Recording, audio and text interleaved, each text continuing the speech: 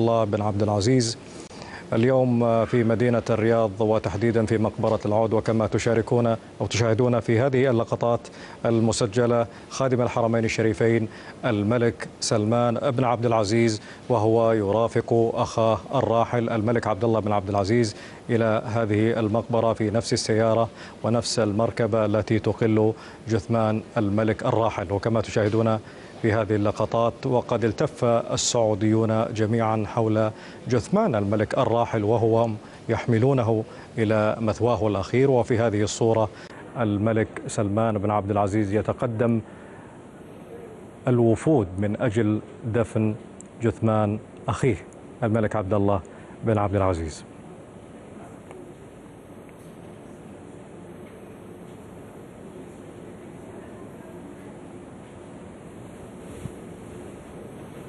وكما تشاهدون في هذه اللقطة لقطة معبرة ومشهد مهيب. الملك سلمان بن عبد العزيز يحمل نعش أخيه الملك عبد الله بن عبد العزيز لكي يوارى الثرى في مقبرة العود عصر اليوم.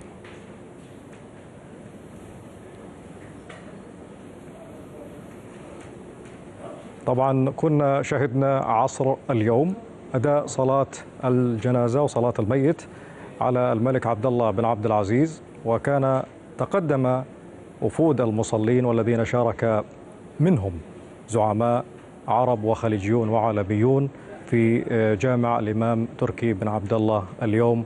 وهذه هي اللحظات الأخيرة قبل أن يورى جثمان الملك الراحل الملك عبد الله بن عبد العزيز الثرى في مقبرة العود.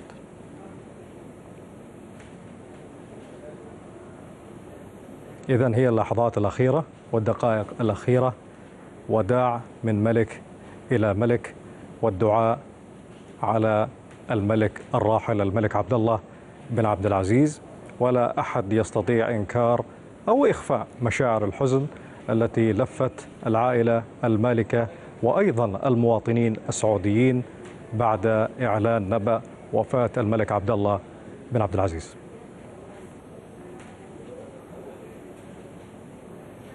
إذن هي اللحظات الأخيرة ولحظات الوداع الأخيرة بعد أن وري جثمان الملك عبد الله بن عبد العزيز الثرى في مقبرة العود.